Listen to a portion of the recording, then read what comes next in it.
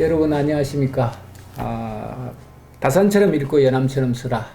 우리가 계속 시리즈로 이렇게 방송을 하고 있는데 여전히 건강하게 또 좋은 말씀을 해주시기 위해서 간호연 선생님 오셨습니다. 선생님 안녕하세요. 예, 안녕하세요. 네, 안녕하세요. 자, 선생님 오늘은 그 인정 물태에 대한 얘기이신 것 같은데 네. 여기에 대해서 조금 한번 좋은 예. 말씀을 좀 시작해 주시죠. 여러분들 혹시 모두의 선생님께서 예. 이 소개를 하실 적에 이렇게 책 표지 이렇게 보시는 거 보셨는지요? 예, 자꾸 기억력이. 예. 근데 저는 절대 잊을 수가 없죠. 제가 쓴 책이니까. 마음. 그러니까 저는 이 책은 제 자식 것 같잖아요. 주병렬 선생님께서는 이 책은 자식은 아니잖아요. 그러니까 잊어버리실 수가 있는 거예요. 그러니까 그만큼 나와 내 책과의 거리가 훨씬 주병렬 선생님과 이 다산처럼 읽고 연암처럼 써라는 책과의 거리보다는 제가 훨씬 더 가까운 거죠. 그러니까 이렇게 가까운 마음이 있어야지만 사실은 이제 어떤 글이 나오는 거죠. 주병렬 선생님 책을 저는 계속 잊어버릴 겁니다. 주병렬 선생님이 무슨 책을 썼는지 얘기하라고 그러면 제가 지금 여러 책을 쓰셨지만 죄송합니다만 모릅니다. 왜? 그만큼 관심이 사실은 멀거든요. 제가 이제 앞으로 오늘은 이제 그런 얘기입니다. 예, 오늘 이게 마지막입니다. 다음 시간에 반드시 외워서 그렇게 오도록 하겠습니다. 이제 그렇게 이제 시작을 해볼게요. 그러니까 그 앞에 안방준 이제 선생의 글이 있는데 의병장을 지내셨어요, 이 양반이. 어니언 말해야 할 때 말해야 하고, 불언이 불언 말하지 말아야 할 것은 말하지 말고, 어니 불언 불가. 아니 말을 해야지 되는데 말을 하지 않는 것도 불가하고, 또 불언이언 역불가. 말하지 말아야 되는데 말하는 것도 불가하고, 구호고 이바 여시이라. 그냥 이렇게만 해다오. 근데 이게 어렵지 뭐. 예. 말해야 할 것을 말한다는 건 다 상당히 어려운 거거든요. 말하지 말아야 할 거는 말하지 말아야 된다는 거. 이것도 어려운 일이고요. 말을 이게 잘 하거나 아니면 말하기를 좋아하는 사람들은 말 못하게 하면 완전히 아마 그 스트레스 받아서 살맛이 안 날 겁니다. 그렇죠. 예. 근데 꼭 말해야 할 것만, 이제 인정물태. 이 사람이 살아가는 이 세상이 우리 사람에 관련된 거는 인정. 그 다음에 사물에 관련된 건 물태거든요. 글이라는 것은 그것을 써야 되는 거고, 말도 그 사람이 살아가는 것, 그 다음에 사물의 변화하는 것, 그거를 얘기를 해라 이 말이죠. 요 장에서는 이제 그거예요. 예, 그렇습니다. 이제 다른 데 있는 게 아니라 글 쓰는 게 딴 데 있다는 게 아니죠. 우리가 거기서 찾아야 된다. 살아가면서 이제 그런 것들을 잘 지키지 못하기 때문에 그렇죠. 자꾸 충돌이 생기고 오해가 생기고 서로 갈등이 이렇게 생기는 게 아닌가. 그 사람을 못 보는 거죠. 예를 들어 가지고 이거를 갖다가 참 주병렬 선생님께서 이렇게 했다고 해가지고 이 책에 대해서 마음이 그렇게 없는 건 아니란 말이에요. 그런데 이렇게 봤다고 해서 그 모습만 보고는 아유 저분이 이렇게 하면 안 되는데 오늘 큰일 났습니다. 제가 딱 걸려서. 그러니까 참 우리가 세상을 살아가면서 인정물태라는 것을 갖다 파악한다는 건 대단히 어려운 일인 것 같다 그런 생각이 들더라고요. 예. 거기에 이제 더해서 그 글쓰기에 대한 얘기도 있습니다. 인정물태를 그 반영을 해서 글은 이렇게 써야 된다. 이제 우리 이제 그 인드라망도 이제 몇 번씩 했지만 나왔잖아요. 사람 사는 세상이란 말이에요. 그럼 사람 사는 세상을 써야지 되는데 거기에 보면은 시 속에 사람이 있어야 하고 시 밖에 모름지기 사연이 있어야 된다 이 말이에요. 시 속에 사람, 글 속에 사람이 있어야 되는데 글 속에 사람이 없어요. 그리고 글 밖에는 사연이 있어야지 된다. 이게 제가 이제 이걸 잘못 보는지 모르지만은 왜 우리가 일제치하에 순수문학파가 있었잖아요. 시문학파. 저는 그분들의 시를 보면서 그런 생각이 들었어요. 일제치하 최고의 지식인들이란 말이에요. 그런데 최고의 지식인들이 이 말씀을 하여튼 듣는 분들은 잘 들어주세요. 제가 국회를 해낼 수도 있고 잘못 얘기할 수도 있어요. 근데 최고의 지식인들이 누구는 저 만주벌판에 가가지고 참 목숨을 걸고 싸움을 하는데 이 대한민국 일제치하 이 조선 땅에서 살아가는 사람이 시는 아름다워야 되고 순수해야 된다고 해가지고 시문학파를 결성을 하고 순수문학을 추구했다라는 것이 과연 옳은 것인가? 이게 옳다 그르다의 문제인지 어떤 말 문학의 문제인지는 모르겠습니다. 문학이라 그러면 그럴 수도 있겠지만은 일단 조선이라는 식민 지하의 지식인이란 말이에요. 그들은 농사를 짓는 사람도 아니고. 그런데 어떻게 그런 시를 썼는지 전 그게 참 이해가 가질 않아요. 네, 이제 그 부분에 대해서는 선생님 한번 제가 말씀을 좀 드리고 싶은 게 우리가 이제 그 우선 조선이다, 중국이다, 미국이다, 일본이다 이걸 떠나서 한 인간이다라고 하는 인간 중심론을 거기에 놓고 보면 우리가 미적 충동, 미에 대한 아름다움에 대한 또는 이상향에 대한 그 가치는 인류 보편적인 세계입니다. 그래서 선생님 말씀하신 게 일제 강점기에 단지 한 시기적으로 우리가 그 일본의 치하를 받고 이렇게 해서 억울하죠. 참 그 암울하고 그렇지만 우리 인간이 가지고 있는 내면적 그 세계성 속에는 그 부분도 물론 자리하고 있을 겁니다. 시문학파가 그렇고 뭐 여타의 그 참여 시를 썼던 많은 시인들도 마찬가지로 그렇지만 그 시대가 당대가 그렇다고 해서 모두가 다 만주벌판을 가야 되고 총칼을 들어야 되고 이건 전체주의적 사고죠. 저는 그렇게 봅니다. 그래서 물론 거기에 대해서 누구나가 다 아픔을 가지고 있고 절망을 하고 저항을 하고 하는 거는 다 대동소이하게 갖춰졌을 겁니다. 근데 그럼에도 불구하고 사람 사는 가장 그 근본적인 어떤 정서라고 하는 것은 우리가 저버리지 못할 것이 아닌가 이런 생각을 합니다. 그래서 순수 문학이든지 안 그래도 그 저번에 그 오세영 선생님 오셔서 오세영 선생님인가요? 순수 논쟁 참여와 순수의 논쟁이 우리 60년대 초반에 된 거거든요. 그래서 어느 것이 옳으냐 그러면 우리가 지금 60년대 시대적 상황이 이렇게 아픈데 왜 시인들은 이 시대적인 아픔에 대해서 토로하지 않고 그 다음에 민중과 같이 호흡을 하지 않고 독야청청 혼자서 그렇게 아름다움에 고고한 그 세계에 대해서만 논하느냐 뭐 이런 비판도 60년대에 있었습니다. 그렇지만 우리가 문학이란 것은 그 시대적 아픔이란 것은 늘 우리가 흘러가기 마련이고 그걸 회피하자는 것이 아니라 그 시대 당대 사회가 당면한 문제는 인간이 존속하는 한은 계속 있습니다. 그래서 소설과 시가 조금씩 다른 이유는 시도 물론 그런 부분이죠. 사회적인 어떤 책임과 공기로서의 어떤 역할을 해야 되긴 하지만 또 마찬가지로 이 사회가 지향해 가야 되는 이상이라고 하는 그 부분도 시는 아울러서 제시를 해주는 역할을 해야 된다라고 하는 게 이제 제 생각입니다. 그래서 이제 그런 부분들은 조금 폭넓게 선생님 좀 생각을 좀 해주셨으면 좋겠다라고 하는 제 의견입니다. 이제 뭐 예를 들어서 아니 뭐 어차피 이제 인정물태라는 게 책을 갖다가 할 게 아니라 사실 이제 이 얘기가 어떻게 보면 거기에 이제 들어가는 거거든요. 그 고려 이제 그 가요를 보면은요 한림별곡이라는 게 있단 말이에요. 물론 무신 정권이죠. 무신이 이제 정권을 갖다가 이제 가졌는데 무신이 그렇게 할 적에는 이제 정중비의 수염을 태우고 뭐 그런 일이 있었습니까? 그러니까 문신이 너무 무신을 갖다가 이제 무시를 하니까 이제 무신들이 정권을 잡아서 그 반대로 된 건데 그때의 그 문신들의 그 행동을 적어놓은 게 이제 한림별곡이라는 그 별곡체거든요.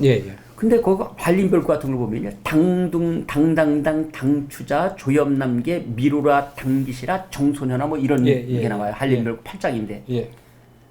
이거는 이게 지금 궁중에서 그 한림별곡은 그 이제 노래를 불려줬거든요. 그걸 나중에 이제 조선시대 때 이제 그걸 갖다가 이제 악장 가사라든지 악학회본 같은 데서 이제 그걸 갖다 적어놔서 있는 거지. 고려 때의 문헌은 없습니다. 어찌됐건 민중이 부른 게 아니라 이제 그거는 한림별곡 같은 거는 이제 그 문인들이 한 거예요. 근데 이게 굉장히 그 어떤 난잡한 거거든요. 한림별곡 일장도 뭐 유한순의 문장이라든지 무슨 뭐 이래가지고 아주 대단한 사람들이 거기서 이제 글을 짓고 노는 그런 광경이 어떠하냐? 이 경기가 어떠하냐? 그다음에 뭐 당당당 당추자 뭐 이거는 뭐 어떤 좀 말하기는 어렵지만은 그 정소년의 어떠한 뭐라 그럴까 신체의 일부분을 만지면서 미로나 당기라 이제 그런 내용이거든요. 해석을 하자 그러면은요. 노골적으로 해석을 하자 그러면은. 근데 이렇게 하는 문인들이 과연 문인일까? 그러니까 고려는 결국 망할 수밖에 없지 않았느냐 이제 그런 생각이 들더라고요. 사실 이제 최재공 같은 경우도 그렇게 조선 말로다 보면은 다산 선생은 애절량이라는 시를 줬거든요. 그 애절량이라는 것이 그 전에 저도 여기서 한번 말씀드렸던 것 같은데 남자의 그 이제 그걸 이제 삼정이 문란을 하니까 막 분포를 징수해 놓은 거예요. 아이를 낳는데. 근데 이게 없잖아요. 그러니까 이게 소를 끌고 가는 거라 이놈이. 그러니까 이 남편이 소를 끌고 가면 뭘 가지고 농사를 짓느냐 이거예요. 그러니까 이 양반이 들어가 가지고 그냥 칼로다가 자기의 그걸 잘라버린 거예요. 이것 때문에 이제 아이를 낳았다. 그러니까 부인이 그 남편의 그 약물을 들고 관가를 울면서 가는 거, 그거를 지은 시가 바로 애절약이라는 다산 선생이 시거든요. 그런데 요 시를 지을 무렵에 1800년 전후 무렵이죠.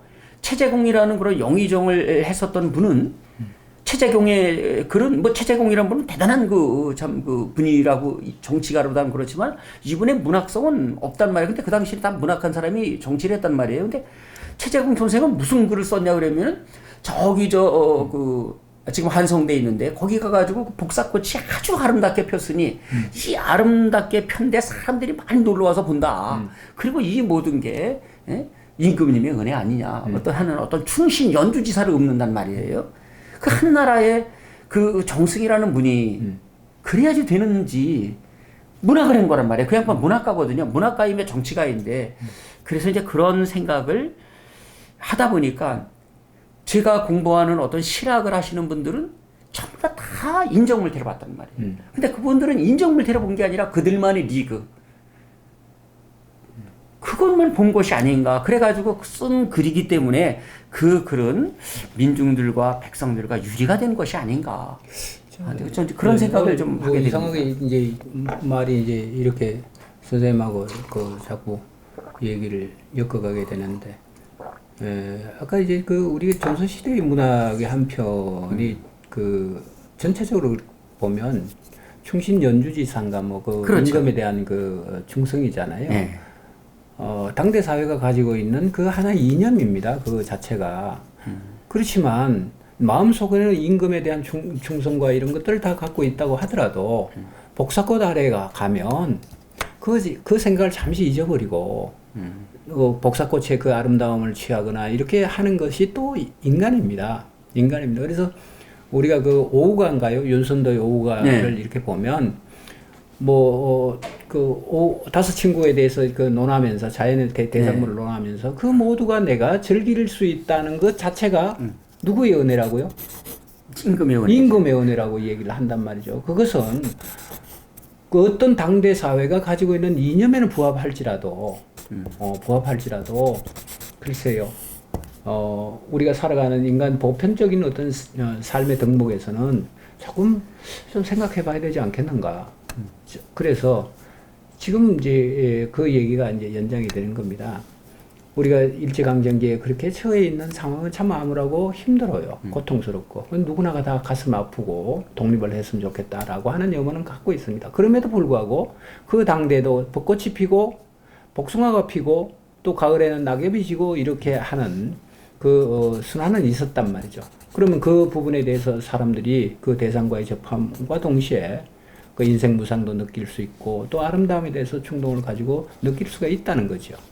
그래서 누구나가 다 그렇습니다. 그래서 이제 그런 부분들은 아마 우리가 좀 구분해서 조금 해줘야 되지 않겠느냐. 또 조금만 제가 오늘 얘기가 참 많습니다. 그래서 아까 이제 참여와 순수 논쟁도 이제 그 맥락에서 이렇게 보면 문학의 역할을 그러면 참여를 해야 된다. 민중과 우리의 삶에 깊이 천착을 해서 우리가 살아가는 모습에 대해서 노래를 해야 된다라고 얘기를 한다면 그야말로 참 곤란한 프레임이죠. 그렇습니다. 그래서 그런 문학도 있고요. 문학의 한 역할이죠. 그렇게 할 수 있는 그 역할이 부정하는 건 아닙니다. 해야 되고요. 또 해야 되고. 그렇지만 그 이외적으로 우리가 사는 이 삶에 대해서 비판성을 가지고 있고 또 더 나은 삶을 지향해 가기 위한 어떤 가치도 제시를 해주는 것이 문학이 아닌가.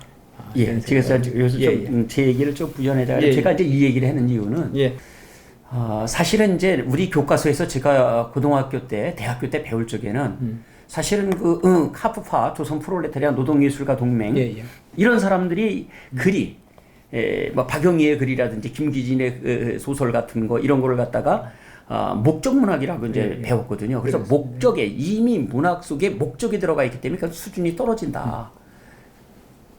이것이 만약에 우리가 이제 남북한보다 나뉘었잖아요. 목적 문학을 추구했던 사람들은 대부분 다 공산주의자고 북한으로 갔습니다.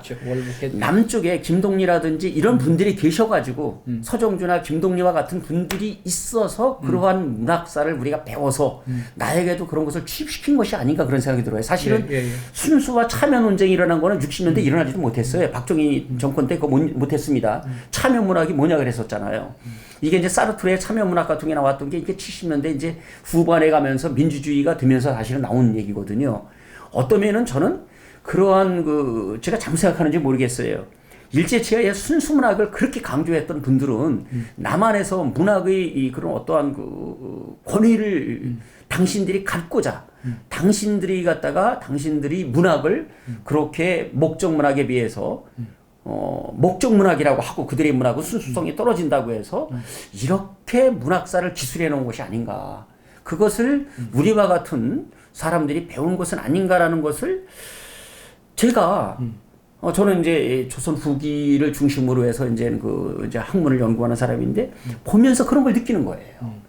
그 당시에도 이 연안박지원의 글이라든지 그걸 전혀 보질 않았어요. 화산 선생의 글도 좋아하지 않았어요. 우리가 지금 연암 얘기를 하고 있지만 선생님 조금 이제 뛰어넘어서 서정주와 박목을과 김동리와 여타의 어떤 문학 작품에 대해서 이제 얘기를 하시니까 그러면 간단합니다. 그 부분에 대해서 우리가 느낄 수 있는 것은 그 두 작품을 예를 들어서 카프 문학이라든가 목적 문학을 했던 그들의 작품과 지금 우리가 논의하고 있는 현대문학, 한국 현대문학이죠. 현대 시문학이죠. 시문학사에 우리가 족적을 이렇게 살펴보면서 그 두 작품을 놓고 그럼 너는 어느 작품에 대해서 정서적으로 너는 풍족함을 느끼느냐라고 이 독자들이 판단하면 되는 겁니다. 그렇지 않겠습니까? 그래서 모든 것들은 선생님 말씀도 옳죠. 왜냐하면 문학이 참여의 어떤 사회적 공기로서의 역할을 해야 된다라고 하는 것도 옳은 말씀이고요. 또 사회적 공기만 있는 것이 아니라 그 사회 안에는 또한 또 다른 가치라고 하는 부분들이 있습니다. 우리 인간이 살아가는 데 있어서는 그 당대 사회만 있는 것이 아니라 이데올로기만 있는 것이 아니라 인류 보편적인 어떤 가치란 게 있다 이 말이죠. 그래서 그런 부분들에 대해서 추구해가는 문학도 반드시 필요하다라고 하는 거고. 그래서 우리가 이제 문학사적으로 보면 리얼리즘 문학이다. 아니면 모더니즘 문학이다. 뭐 이렇게 이제 자꾸 평론가의 입장에서 구분을 하는 거죠. 내면성에 대한 얘기고 우리가 당면한 삶에 대한 천착, 그에 대한 노래고 이렇게 해서 이제 구분해서 우리가 받아들입니다. 저 역시도 뭐 70년대 이렇게 보면 60년대, 70년대 우리가 보면 정치사적인 측면, 그 다음에 이데올로기적 측면에서 이렇게 뭐, 예를 하나 들자면, 우리가 72년도인가요? 김지아 선생이 오적이라는 시를 이렇게 써서 민주라고 하는 그 부분들을 우리가 미처, 배양하지 못했던 정신을 배양해 줬단 말이죠. 그건 충분히 그 역할을 했다, 이 말입니다. 그건 지금 높이 또 평가를 받아야 되고. 또한 그것만 있는 것이 아니라 우리 한국에는 또 서정주와 같은 또는 김춘수와 같은 이런 아름다운 시인들이 있어서 우리 인간이 살아가는 어떤 보편적인 정서도 같이 아울러서 우리들에게 심어준 것이 아닌가 이렇게 좀 생각을 해보면 어떨까 생각을 합니다. 그렇죠. 양극단으로 다 갈 수는 없는 것이죠. 이제 거기 이제 중간에 이런 얘기가 있습니다. 글은 곧 그 사람이니 그러니까 문역이인이라 글이라는 것은 그 사람이다. 저는 요것은 좀 믿는 편이에요. 글은 곧 사람이라. 글과 사람이 떨어져 있는 글을 굉장히 많이 봅니다. 사실은 사이비는 여기서 나오는 거거든요. 그러니까 서자서 그런 글대로 아자 나는 나대로 이러한 것을 정말 너무 많이 봐요. 그 학교에서도 그 옳은 얘기하고 그런 분들의 그 글들 경제는 어떤 그러한 그 모든 어떤 저 보편성을 지향하는 그런 경제 특성이 아니잖아요. 모두가 다 같이 살아야 되는 거니까. 근데 그분들이 과연 그런 행동을 했느냐? 전혀 그렇지 않은 분들을 진짜 너무 많이 보는 거예요. 우리 국문학을 갖다 공부하는 분들도 그렇습니다. 연암을 연구하고 다산을 연구하는 분인데 그 사람의 행동은 전혀 연암 같지 않아요. 전혀 다산 같지도 않고요. 뭐 행동 형편없습니다. 예. 근데 글은 좋아요. 글을 보면 그 사람의 글은 좋은데 그 사람의 행동은 진짜 형편없는 거예요. 그러면 이걸 어떻게 생각을 해야지 되는지 참. 그래서 제가 문역인이라는 거 그런 거 그 사람이다. 그래서 그 수업을 할 적에 항상 그걸 강조를 합니다. 학생들한테. 글과 내가 동떨어지지 말아라. 그래서 글은 진실게 해야 된다. 왜 글을 가식으로 쓰느냐. 자음과 모음을 갖다가 교묘하게 결합시켜 놓는다고 그건 글이 되지 않는다. 그건 사입이잖아요. 네. 그래서 그런 글을 쓰지 말라. 이제 학생들한테 그런 얘기를 많이 하죠. 하기는. 저도 이제 그런 고민을 좀 많이 하는데 우리가 흔히 쉽게 얘기해서 은행일치라고 하는 그 얘기를 참 많이 듣잖아요. 말함과 동시에 그 행동도 일치해야 된다라고 하는 그건 맞는 말씀입니다. 맞는 말씀인데 다만 이제 제가 말씀드리고 싶은 것은 우리가 예를 들어서 내 입에서 늘 사랑이라고 하는 단어를 달고 살았다고 하더라도 예수님 사랑 뭐 이런 그 있지 않습니까? 그런 자비, 부처님의 자비 뭐 이렇게 얘기를 하더라도 그 얘기를 왜 하느냐 하면 내가 사랑을 실천하지 못하고 자비로움을 내가 갖지 못하기 때문에 내 입에서는 늘 자비를 얘기하고 사랑을 얘기합니다. 내가 만약에 그 자비로움이라고 하는 그 세계를 온전하게 내가 완성을 했다면 자비를 얘기할 필요가 없죠. 부족하니까 자꾸만 자비를 얘기하고 사랑을 얘기하는 것처럼 우리가 이제 연암 선생님의 글, 다산 선생님 글을 자꾸 읽어내면서도 또 돌아서면 또 잊어먹죠. 잊어먹고 또 이래서는 안 된다라고 하는 그 자각을 가지면 또 들여다보고 또 그렇군 또 새기고 마음속에 새기고 이것이 인간이 아닌가. 저는 그런 생각돼요. 그래서 사랑합니다 고객님 있잖아요. 가장 나쁜 거라고 생각해요. 그건 상업주의적인. 아무런. 그렇습니다. 아니 사랑이라는 말이 진짜 모와 모 중에 최고가 사랑이라고 그러잖아요. 아니 그런데 어떻게 그걸 갖다가 그냥 그렇게 그냥 무미건조한 목소리로 사랑합니다 고객님이 뭐예요. 그리고 가끔씩 이런 데다 써붙여 놓는 거 무슨 뭐 부천 이곳은 뭐 사람들의 마음에 복사꽃이 핍니다. 뭐 이런 글도 난 아주 형편없는 글들이라고 생각해요. 아니 피고 싶은 모양이죠. 아니 차라리 마음속에 써붙여놓으면 우리 부천시청에 근무하는 사람들은 진짜 그 민원인들의 고충을 덜어주기자 1분 줄이기 운동을 합니다. 뭐 이렇게 써놓든지 이게 현실적이지. 현실적으로. 현실적으로. 아니 그런 허망한 아니 지하철에 있는 시들도요. 지하철에 붙여 있는 걸 보면 어떤 때는 제가 이게 시인가 말장난인가 그런 게 너무 많아요. 뭐 그런 거는 뭐 좀 아마 그 이제 이 얘기가 오늘 이제 산으로 갑니다. 우리 둘 얘기가. 근데 그 서울에 그 지하철도 그렇고 그 지방 지하철도 전부 다 이제 그게 하나의 유행처럼 그 뭐 펜스인가요? 거기에 이제 그 유리 거기에 이제 글을 썼잖아요. 문구들을. 아마 이제 그 시를 쓰시는 어르신들도 그렇고 뭐 뜻이 있는 사람들이 하나같이 이제 개탄을 하는 것이 정말 저렇게 돈을 들여서 붙여 놓으려면 정말 작품다운 작품을 붙여 놓든지 그렇게 해서 오가는 사람들이 그 시를 통해서 고단한 삶을 좀 달래기도 하고 위안도 좀 받기도 하고 해야 될 텐데 마치 무슨 초등학교 무슨 뭐 백일장 한 것처럼 그런 작품들을 걸어놓고 사람들을 들여다보라고 하니 볼 때마다 고역이라는 거예요. 볼 때마다. 그래서 이제 그것은 글쎄요. 뭐 우리가 이게 또 선거 끝나고 다 이제 앞으로 좋은 세상이 와야 될 텐데 그 행정하시는 분들이 조금 뭐랄까 지력이라고 그럴까요? 그런 것들 좀 높여서 그렇게 좀 선해서 달아놓으면 좋지 않을까 이런 생각을 합니다. 그래서 집단 지성이라 그러는데 사실 우리나라의 집단 지성 굉장히 높아요. 대학교 안 나온 사람들이 없어요. 다 지금 뭐 방송통신대 뭐 얼마든지 배울 수가 있으니까요. 전부 다 지적인 충만한데 그들을 갖다가 어떻게 이게 뭐 다스린다고 하면 뭐하지만 어떻게 정치하는 사람이라든지 그쪽은 수준이 엄청 떨어지는 것 같아요.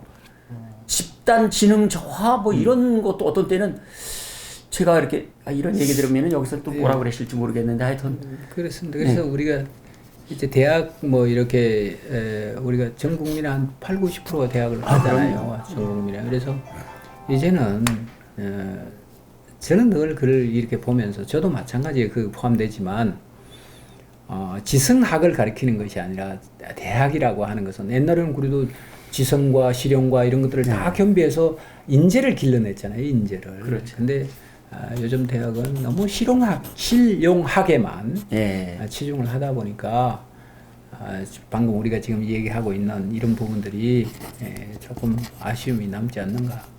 그렇지. 지금 대학 말씀하실 때 대학의 대학 예, 이런 말이 나오죠. 대학 예. 지도는 제 명명덕이거든요. 명덕이라는 건 덕을 밝히는 것을 갖다가 한다라는 거야. 명덕, 덕을 밝히는 것을 밝히려고 그 명덕을 밝히려고 공부를 하는 것인데 이건 뭐 취업을 하는 기관에다 전략돼 있으니까 참. 그렇습니다. 자꾸만 이 시대가 자꾸 실용을 강조하고 그다음 우리 살림살이를 강조하다 보니까 자꾸만 우리가 가져야 되는 인문이라고 하는 그 바탕을 다 저버리죠. 그렇죠. 저버리고 있어서 그런 것들이 이제 좀 돌아오기를. 선생님 지금 열심히 책 쓰시고 또 열심히 우리 방송을 하고 이렇게 하는 이유도 좋습니다. 실용학이 필요하죠. 우리가 인간이 살아가는 데 있어서. 그렇지만 그 실용학을 훨씬 더 뭐라 그럴까요? 인간 삶의 고향이라고 하나요? 그런 것들로 전환을 하기 위해서는 바탕은 반드시 인문학이라고 하는 인문이라고 하는 이 부분 집을 지어도 그렇잖아요. 그렇습니다. 집을 지어도 인문학적으로다가 집을 지어야 되죠. 그렇습니다. 그래서 장인을 기능인을 키우는 것, 대학은 기능인을 키우는 것이 아니라 하나의 인재를 키우는 그 장이 돼야 될 텐데. 인문이라는 말씀이 나왔으니까 제가 한마디를 하겠습니다. 인문이 뭐냐고 제가 항상 묻거든요. 인문학 강의가 요새 아주 널리고 널렸어요. 인문이 뭡니까? 가서 물어보면은 대답을 제대로 하는 분들이 없어요. 전부 다 뭐 사람에 대해서 뭐 쓴 거? 그게 무슨 뜻입니까? 했더니 아니 그냥 그러니까 외우려고 그러는 것 같아요. 인문을. 인문은 사람 인자에다가 문이 문자거든요. 이 나뭇잎도 무늬가 다 다르잖아요. 그러니까 사람의 무늬, 그 개별성, 그 자신의 정체성을 찾아주는 게 저는 인문학이라고 생각해요. 그러니까 너 찾기. 글쓰기에도 나를 찾아야지만 내 글을 쓰거든요. 그 연암 선생이 과정록에서 이런 얘기를 해요. 만약 남을 아프게도 가렵게도 못하는 구절만 쓸데없이 너저분하다면 장차 무엇에 쓰겠는가. 그러니까 남을 아프게도 가렵게도 하는 구절을 쓰려고 그러면은 좀 사람을 봐야지 되거든요. 우선 그러려면 나를 찾아야 되죠. 내가 이거를 써가지고 저 사람이 싫어해? 그럼 내가 안 쓴다. 그럼 나를 못 찾은 거지. 내가 이 글을 써도 말해야 될 것을 말해야 된다고 그랬잖아요. 그 인정물 텐데 말해야 될 것을 말해야 되는데 그게 안 되면 안 된다는. 그래서 나중에 연암이 그래요. 연암 선생한테 이제 그 유한준의 이제 아들인데 유한준이라는 사람은 이제 시필 성당 문필 진화를 쓴 사람이에요. 그러니까 아주 고문을 갖다 중시한 사람인데 이제 배우러 와요. 선생님이 글 잘 쓴다고 그랬는데 유한준이 아들을 보낸 거죠. 연암에게. 아니 그 글을 잘 쓴다고 그랬는데 저한테 좀 글 쓰는 방법 좀 알려주세요. 그랬더니 그래? 나 너한테 글 쓰는 방법 알려줘. 그러면 뭐 책을 많이 읽어라, 글을 많이 써봐라 이 얘기가 아니라 사물을 얘기하거든요. 피레물씨 얘가 아니면은 보지 마. 비례물청 얘가 아니면 듣지 마. 비례물원 얘가 아니면 말하지 마. 비례물동 얘가 아니면 행동하지 마. 그랬더니 얘가 화를 내면서 간 거예요. 아니 글쓰기를 배우러 왔는데 요거는 초등학생들이 아는 거거든요. 그러니까 초등학생들 그 당시에 5살 먹으면 다 아는 거예요. 그래서 사물이라고 하거든요. 4가지 하지 말라는 거 기본이에요. 인간으로서의 기본. 아니 글쓰기를 알려달라고 그랬는데 인간으로서의 기본 알려준단 말이에요. 그 화를 내서 갔단 말이에요 이 녀석이. 근데 연암의 말씀은 기본이 되라 이거죠. 기본이 되면은 내가 조선조 사람들이 어려운 피폐에 빠진 것을 갖다가 그냥 넘어가지 못할 것이다. 그럼 그런 글을 쓰고 그런 말을 하고 근데 그거를 갖다가 저놈 상놈이니까 그런 게 어디 있어요. 글 속에 저놈 상놈이니까 하고 지나가는 게 어디 있냐는 말이에요. 공자님도 모르는 게 있으면 지나가는 어린애에게도 물어보라는 게 불치함은 아니에요. 학문이라는 게 배울 학자 물을 문자니까 죽을 때까지 배워도 아니 배우면 배울수록 우리가 모르는 거잖아요. 아는 게 아니라 모르는 걸 더 많이 아는 걸 배우는 건데 어떻게 그렇게 행동을 할 수가 있는 거죠. 그러니까 연암이 말씀하시는 건 아마 그런 것 같아요. 다산도 뭐 거기서 뭐 하는 거 똑같은 말씀을 하고요. 그렇군요. 그래서 여기 이제 그 얘기가 나오네요. 그 뒤에 조금 넘어가서 제가 예. 조금 일단 넘어가서 예. 자, 그 아까 유한준 아들 예. 유한주가 찾아와서 글 짓는 법을 물었을 때 연암이 이제 이렇게 얘기를 예. 했다는 거죠. 그래서 선생님 말씀하신 것처럼 예 아니면 보지 말고 듣지 말고 예. 움직이지 말고 말하지 말라. 그랬더니 화를 내서 이제 돌아갔다는 거 아니겠습니까? 예. 근데 이제 우리가 참 요즘 예라고 하는 교육을 하질 않습니다. 왜냐하면 아까 이제 우리 인문이라고 하는 얘기를 좀 했잖아요, 선생님하고. 근데 이 예는 바로 인문의 바탕을 두고 있는 인간이 가져야 되는 덕성이죠. 예, 그렇죠. 예, 덕성입니다. 근데 이 덕성을 가르치지 않는 이 시대입니다. 이 시대입니다. 그래서 선생님도 열심히 이제 책을 이렇게 쓰시고 또 좋은 말씀도 이렇게 하시고 아마 이런 것들이 조금 더 앞으로의 세상은 좀 강화됐으면 좋겠다. 그렇지. 예, 그런 생각을. 예, 지금 이제 조금 아까 말한 그 사물은 예. 그 이제 논어에 나오는 거거든요. 예, 예, 예. 그 공자님이 이제 그런 얘기를 해요. 그 이제 안연히 공자가 맨날 강조한 게 인아닙니까? 인사상. 예. 예. 인사상을 갖다가 그렇게 이제 강조를 했고 맹자는 이제 인의를 강조를 하지만은요. 그렇게 강조를 했으니까 그 도대체 인이 뭡니까? 라고 이제 물어요. 안연히. 선생님이 그렇게 말씀하는 그 인이라는 게 뭡니까? 그렇게 얘기를 하니까 공자가 그 인에 대해서 구체적으로 알려주십시오. 예, 예, 예. 그래서 알려준 게 이 사물이거든요. 예. 비례물시, 비례물청, 비례물원, 비례물동. 요것이 인이다. 요것이 그러니까 요것이 사람답게 요 예만 가지면은 그것이 내가 강조하는 저기 유학 최고의 덕목인 인이라는 거죠. 예. 그러니까 기본이 되라는 겁니다. 기본이. 근데 우리는 그 기본이 안 돼 있으니까 예. 그것이 이제 사실 그 문제가 되는 것이지요. 그래서 연암 선생이 그래서 그런 그 날카로운 글만 쓴 게 아니에요. 그 뒤에 한번 그거 보실까요? 예, 예. 그 농사꾼의 집이라는 건데요. 예, 예, 예. 이 388쪽에 있습니다. 380 한번 그거 보세요. 아, 예. 근데 물론 이제 그 당시에 이 양반이 한글을 잘 모르셨어요. 연암 선생이. 그래가지고 이제 한자로 다 썼는데 한시인데 그 번역을 하면 이렇습니다. 늙은이 참새를 지키느라 남쪽 언덕에 앉았는데 개꼬리 같은 조이상 노란 참새처럼 축 늘어졌다네. 장남과 둘째 모두 밭에 나갔으니 시골집은 왼종일 한낮에도 삽짝이 닫혀 있어. 소리개가 병아리 채가려다 제 뜻대로 못했으니 닭들은 밭꽃 울타리 아래서 꼿꼿에 울어댄다네. 어린 며느리는 새참이고 시내는 건너설라나. 호울리개와 누렁이가 술래잡기 하는구나. 앞뒤로 다 쫓아가면서 너무 아름답잖아요. 요건 한편에 농사꾼의 집이거든요. 농사꾼의 집을 그대로 포착해서 들어간 거죠. 그러니까 사회를 본다라는 것은 무조건 사회의 잘못된 면을 공격하는 것이 아니라 이런 곳에는 정말 그 조선시대 어떤 농촌의 풍경이 그렇죠? 그렇죠. 네. 생활에 얼마나 잘 나와 있어요. 맞습니다. 그 며느리가 새참이고 시내는 건너설래나 장남 둘째는 모두 밭에 나가 있고 그 저기 늙은이가 그 참새를 지키느라는 이 모습이 너무 아름답다는 생각이 들더라고요. 저는 이 시를 보면은. 예. 이런 것이 바로 어떠면은 참 아까 순수문학적이 있으면은 이런 것들이 어떻게 보면 순수문학적인 것이 있지 않나. 그대로 그 당시를 봤으니까 그렇겠죠. 그거를 보려고 하는 시각이 있었으니 이런 농촌의 모습을 본 거죠. 그렇습니다. 그래서 이제 우리가 뭐 이 용어가 여기에 합당할지 모르겠지만 이 시를 굳이 이제 우리가 뭐 평단에서 얘기하는 것처럼 구분을 하자면 리얼리즘이라고 하는 그 측면에서의 시로서의 충분한 아름다움을 내포하고 있는 것이고요. 그래서 또 한편으로 또 이 속에서는 저는 또 이 시를 이렇게 보면서 이 평화롭고 한가롭고 이 자연의 충만과 이런 것들이 가지고 있는 세계성의 아름다움에 대해서 또 노래를 할 수 있다 이 말이죠. 그 부분은 그러면 너는 왜 이 풍경을 등한시하고 너는 왜 그렇게 노래를 하느냐라고 누가 묻는다면 저는 그렇게 얘기를 할 겁니다. 그런 환경 속에서 내가 보고 느끼는 또 다른 차원의 평화고 아름다움에 대해서 나는 노래하고 싶었다. 이런 얘기를 이제 충분히 할 것 같습니다. 그래서 필요하죠.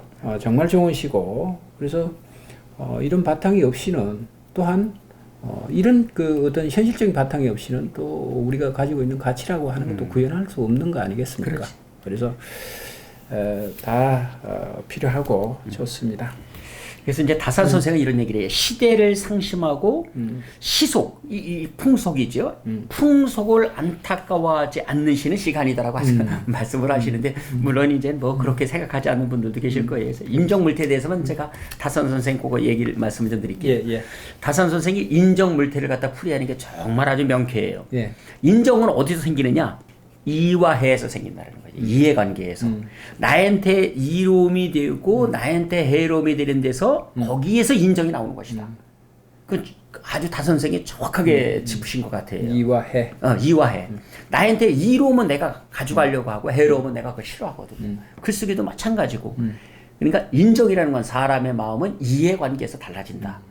그 다음에 그럼 물태, 사물의 모습은 뭐냐? 냉과 난으로다가 변하는 자연현상에서 달라진다는 거냐. 냉과 난. 차고 뜨거운 거. 차고 뜨거운 것에 대해서 사물이 변하잖아요. 여기에서 꽃도 피고 지고 이렇게 된단 말이에요. 그러니까 냉과 난에서 사물의 모습은 달라지고 이와 해에서 사람의 마음은 달라진다고 했는데 이거는 아주 굉장히 정확하게 풀이하신 것 같더라고요. 좋은 말씀이에요. 네, 인정물태. 자, 오늘 지금 뭐 이렇게 선생님하고 다른 얘기를 한다고 뭐 이 진도도 이루 못 나가고. 아니 근데 이게 인정물태예요. 예, 그렇습니까? 우리 얘기가 좋습니다. 자, 어느덧 시간이 이제 후를 가버렸어. 선생님. 글쎄 말이에요. 예. 어휴 시간이 많이 흘렀네요. 좀 그 정리를 좀. 정리를 이제 하면은 예. 요거는 이제 꼭 좀 제가 읽어드려야 될 것 같아요. 예. 서웅순이라는 분이 이제 383쪽에 있는데 이제 썼는데 대저 글이라는 것은 지금 이제 글쓰기에 대해서 이제 하는 거니까요. 반드시 느낌이 있은 후라야 쓴다. 요거 필요한 것 같아요. 예. 그러니까 그 어떤 분의 수필기에 나오는데 그 글이라는 것은 그 결함이 되어서 나와야지 그게 글이 되지. 그 암탉에 배를 갈라가지고 그 속에 있는 알이 되지가 않은 걸 꺼내가지고 글이 아니다. 어떤 수필인데 제가 잊어버렸네. 그분 성함 잊어버렸는데 글은 반드시 느낌이 있은 후라야 쓴다. 이거 리포트를 받아도 학생들이 그래요. 리포트를 쓸 마음이 있은 다음에 쓴 리포트와 그냥 제출하기 위해서 쓴 리포트는 완전히 달라요. 그렇잖아요. 그냥 의미 없는 글줄을 갖다가 A4 한 장으로 나열해놔요. 그래서 제가 꼭 학생들한테 얘기하는 게 있어요. A4 한 장으로 써와 이런 리포트 내지 않아요. 그냥 애들이 꼭 물어요. 그러면 얼마를 써야 돼요? 그냥 네 마음대로 써보세요. 네 마음대로 써보세요. 그럼 아주 죽으려고 그러지 이 녀석들이. 그러니까 느낌이 있으면 그래야지 리포트도 쓰는 거지. 그래서 글은 그래야지 되지 않나 그런 생각이 돼요. 뭔가 내가 이거 써야 되겠다. 이것은 써야 되겠다라는 게 나와야 되는데 그 써야 되겠다라는 게 없는 거예요. 그러니까 글이란 반드시 느낌이 있는 후라야 쓴다. 느끼는 바 서러움과 불선함이 있기 때문에 글에는 또 발음과 거짓이 있다. 느끼는 바 얕음이 있고 기쁨이 있기 때문에 지극함과 지극하지 못함이 있다. 무릇 글이란 이와 같을 따름인죠. 글을 갖다 잘 살려고 그럴 게 아니라 모름지기 글은 자기가 느낌이 먼저 선행된 그 뒤에 그러니까 글은 마음 공부를 해야지만 쓰는 거 아닌가 그런 생각이 들어요. 예. 기교로 쓰는 게 아니라 예. 장문을 하는 것이 아니라 짜집기가 아니라 마음속에서 느끼는 그렇죠. 바가 있고 깨달은 바가 네. 있어서. 그래서 저는 글은 달빛 같은 글이라야 한다고 생각해요. 햇빛처럼 쨍쨍한 글도 좋지만은 은은하게 뭔가를 갖다가 품어주는 거 그렇잖아요. 누구나 또 다른 본다는 말이에요. 또 누가 보더라도 정겹다는 말이에요. 그래서 그런 글들이 이 참 백지장으로다가 하얀 백지장에 들어와서 파리 대가리만한 글자로 들어와서 누구의 마음속에도 이렇게 잔잔하게 들어갈 수 있는 글 그런 글들이 정말 글이 아닐까 그것이 바로 사람 사는 세상을 쓰는 글이 아닐까 이제 그런 생각을 해봐요. 예. 자, 선생님 말씀 이제 오늘 인정물태에 대해서 아주 좋은 말씀을 이제 이어가고 계시는데 그렇습니다. 우리가 뭐든지 그렇지 않겠습니까? 글뿐만 아니라 뭘 하나 만들더라도 네. 또는 뭐 인사를 이렇게 하더라도 마음과 몸과 마음을 다해서 인사를 하면 그 진심이란 것은 전해지지 않겠습니까? 예, 그럼 그렇죠. 뭐 선생님 이제 아침에 학교에 이렇게 나가시면 학생들이 뭐 요즘 인사 잘 합니까? 지나가면 선생님, 선생님, 뭐 별일 없으시죠? 뭐 이렇게 유치원에서 고등학교까지는 잘했는데 대학교 들어오면은요 인사하는 애들이 있어요. 한 1개월 동안은 예, 예. 신입생이에요. 예, 예. 학교에서 하든지 인사를 해요. 예, 예. 나이가 든 사람들 보면 교수님이니까 예, 예. 절대 그 뒤는 인사 안 해요. 인사 안 하는 게 여기는 예법이라는 걸 알아요. 그거 간단하게 목내 이렇게 하고 가면 좀 좋아요. 그렇습니다. 근데 인사 안 해요. 그렇습니다. 마음을 담지 않아서 그렇습니다.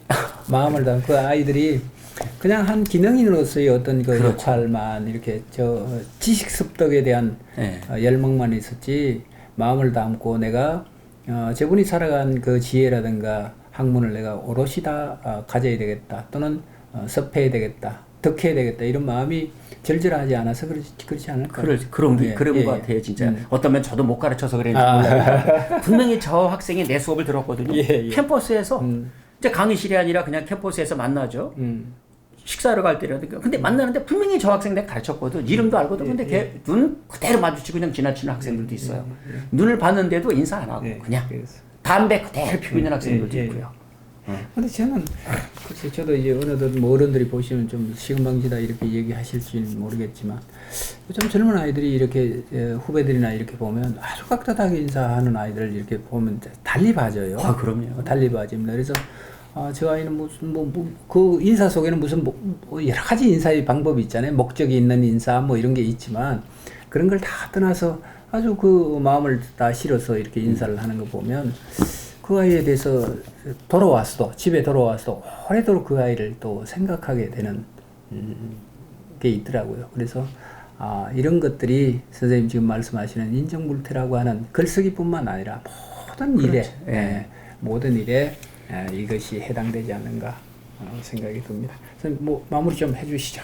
오늘 마무리는 다산 선생의 말씀으로 마무리하겠습니다. 다산 선생, 마음 다스리는 공부로 글쓰기보다 나은 게 없습니다. 라는 말씀을 하세요. 글 쓰시는 분들, 글을 잘 쓰셔서 마음을 다스리셔서 이 사회가 좋은 사회가 되고 또 그 글을 읽으면서 행복하게 되실 수 있도록 그랬으면 좋겠습니다. 알겠습니다. 알겠습니다. 자, 여러분, 이제, 날씨도 참 좋습니다. 이제 뭐 춥지도 않고 덥지도 않는, 그 시절이 이 봄날 이제 지나가고 있습니다.